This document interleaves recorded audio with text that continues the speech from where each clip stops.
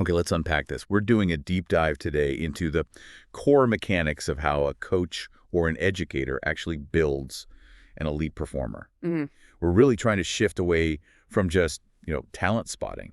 Instead, we're focusing on the deliberate manipulation of the learning environment itself, the coaching interface, if you will. That's the mission, exactly. We're looking at the foundational principles of what we call skill acquisition, which is really just the strategic process of how complex movement skills are developed. Okay. So our job here is to extract the playbook, the actual tools that move a performer from being a very dependent cognitive beginner Yeah.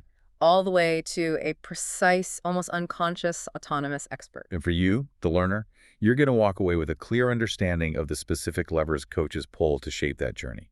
We're going to focus on how we guide a performer, how we structure their practice, and critically, how we power their learning with really specific types of feedback. Right, and that feedback changes as the athlete gets better. So let's start at the very beginning. We got a rookie, someone who's just fumbling with the basics.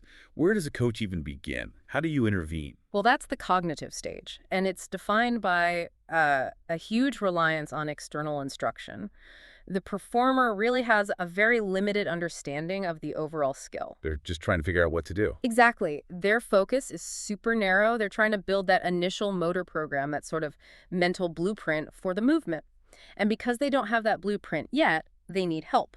The material outlines 4 distinct types of guidance. Okay, and 2 of these seem pretty straightforward. You've got visual guidance, just showing them how it's done, Yeah. a coach demoing a forehand in badminton, The most essential for a beginner, probably. and then verbal guidance, which is just explaining it. Right, but that's a bit of a tightrope walk. At this stage, the learner is already swamped with information, so the instructions have to be, super clear, super concise. Just the key points. Exactly. But where the real strategy comes in is with the other 2 types, manual and mechanical. Manual guidance. It's the hands-on approach, right? The coach physically moving the athlete's body. Yep, holding a swimmer's legs in the right position, or maybe guiding a golfer's arms through the swing. That's manual. And mechanical uses equipment, like a harness and trampolining or a lifting brace. That's it. Some kind of aid or apparatus to support the body or restrict the movement into the correct pattern. And I imagine these 2 are non-negotiable for skills that are either really complex or, frankly, dangerous. Absolutely vital. Think about a vault in gymnastics. You can't just talk someone through that. This guidance lets the performer feel the correct movement without the immediate fear of, getting it wrong and getting hurt. You said something important there, the feeling of the movement. That sounds like we're touching on the idea of the kinetic chain. Precisely. The kinetic chain is that sequence of movements. A baseball pitch isn't one action. It's a whole chain reaction from the feet up. Manual guidance lets the beginner feel the correct timing and flow of that chain. It gives them a safe starting point. But there have to be a downside. If a coach leans on that physical support for too long, what happens? That's the critical trade-off. Over-reliance on manual or mechanical support is a huge trap. It stops the performer from developing their own internal sense of whether the movement was right or wrong. So they can't generate their own feedback. Exactly. They can't generate that intrinsic feedback. That's the feeling that tells you, oh, that throw felt right, or my follow-through is off. You have to develop those internal standards to judge your own performance. So the goal is to fade out that guidance as soon as it's safe to do so. A strategic withdrawal, almost. It has to be. You have to force the performer to start listening to their own body. If the coach is always holding their wrist, their brain never learns to recognize the internal signal that says, hey, that was off target. Okay, so once we've guided them through the basics, the next puzzle is how we structure the session itself. This isn't just about putting in the hours, it's about the schedule of the practice. It really is.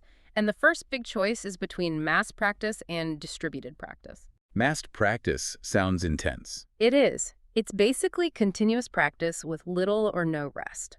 Think of a basketball player shooting 100 free throws in a row without a break. And distributed is the opposite. You've got planned rest intervals built in, which might even be longer than the time you spend on the skill itself. Right. And the source material really emphasizes those rest intervals. They aren't just for, catching your breath. They are absolutely essential for cognitive processing, for maintaining motivation. And just fighting off mental fatigue, I'd guess. Critically, If you try to use massed practice for something really complex like an Olympic lift, errors just start stacking up because the brain gets overloaded. It can't make those fine motor adjustments anymore. So distributed practice gives the brain a chance to, what, consolidate the learning. Exactly. Those little breaks let the central nervous system reset. And what we see is that it leads to much better long-term retention of the skill. So beyond the schedule, there's also the question of what you practice. Fixed versus varied practice. And this seems to be entirely driven by the skill itself on that open to close continuum. This connection is absolutely essential. If a skill is a closed skill, meaning it happens in a totally stable, predictable environment. Like a diver on a platform or a set shot in basketball. Perfect examples. For those, you use fixed practice. You just repeat that one skill in that one environment over and over again until the motor program is rock solid. But most team sports aren't like that. They're chaotic. Which is why, for an open skill one, performed in a dynamic, unpredictable environment, like tackling in rugby or defending in football, you absolutely must use varied practice. Varied practice meaning you're constantly changing the situation. Different opponents, different speeds, different angles. Why is that so crucial? Because the goal isn't to learn one single perfect movement. The goal is to develop a robust schema. Okay, schema. What is that exactly? A schema is like a generalized motor program. It's the underlying rule or set of parameters that lets you take what you've learned and adapt it on the fly to a new situation you've never seen before. So if you only practice passing a soccer ball when you're standing still, you don't have the schema to do it accurately when you're running and under pressure. You've got it. Varied practice builds that adaptive rulebook in your head. Now, before we get to feedback, there's one more piece of this practice puzzle we should touch on. The idea of part practice versus whole practice. Yes, that fits right in here. This is all about managing complexity for the learner. Whole practice is pretty simple. You practice the entire skill from start to finish, a full golf swing. And that's best for skills that flow, where the parts are tightly connected. Right. We'd say skills of low organization. But for something really complex where you can break it down into clear steps, like a gymnastics routine or a triple jump. You'd use part practice. You'd use part practice.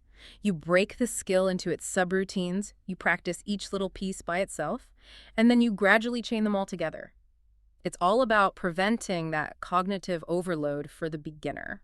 Okay, so we've guided the performer and we've structured their practice. The final and maybe most powerful tool is feedback. This is what closes the information processing loop. It is. Feedback is the information the performer uses to understand their errors and make adjustments. It's what actually updates and refines the motor program for the next attempt. The source material draws a really important line between two types. First, there's knowledge of results, or KR. Right. KR is simple outcome-based data. The ball landed in the net. You ran the 100 meters in 10.5 seconds. It tells you what happened. Exactly. But knowledge of performance, or KP, tells you why it happened. It's about the quality of the movement itself. So it's not the shot missed. It's your follow-through was too low, which caused the ball to drop short. KP is the data you can actually use to make a technical change. That's the key. And just like with guidance, the type of feedback has to evolve as the performer gets better. The beginner needs something very different from the elite athlete. The beginner needs that external validation. Absolutely. They rely heavily on extrinsic feedback information from the coach, from video, from teammates, and they usually need it as terminal feedback, meaning after the skill is finished. This whole structure helps strengthen that stimulus-response bond. It's sort of like basic conditioning. Do this, get this result. That's a good way to think about it. But the elite athlete in the autonomous stage, they live in a different world. A world-class sprinter doesn't need a coach to tell them they had a bad start.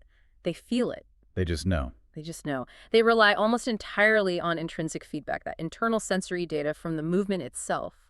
And they use concurrent feedback, which is information they get during the movement, allowing for tiny, real-time adjustments. Like a racing driver feeling the tires losing grip mid-corner. A perfect analogy. Their internal sensory system has essentially become the coach. Let's stick with the framing of feedback for a second. Yeah.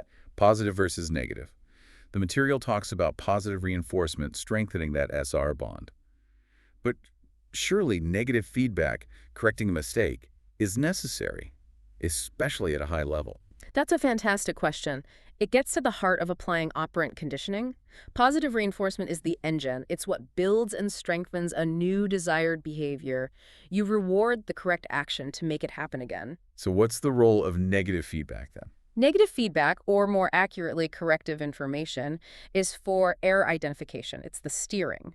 But it has to be applied really strategically as KP, not just crude KR. It's not, that was bad. It's, your elbow was too low, try this instead. And it absolutely must be followed by positive reinforcement when they get it right. It's a delicate balance. So when we pull all this together, what does it mean for the coach on the field? It means that effective coaching isn't about just being a good motivator. It's a deep strategic ability to select the right guidance, the right practice structure, and the right feedback, all tailored to where that specific performer is in their learning journey. So whether you're looking at a swimmer's stroke or a tennis player's volley, the underlying teaching structures are surprisingly consistent. It's all about creating the perfect environment for the brain to build that motor program. It is. Great coaches aren't just experts in the game, they are experts in how the brain learns. And that raises a really important question for you, the learner, to think about. We know the elite athlete relies on that internal, intrinsic feedback to perform. The internal feeling. So how does a coach who has pulled back all their external feedback, how do they test or train that athlete's internal sensory system to make sure it's accurate, especially under the massive pressure of competition? That gap between just doing this skill and truly knowing you're doing it right from the inside, well, that's where the art of coaching really begins.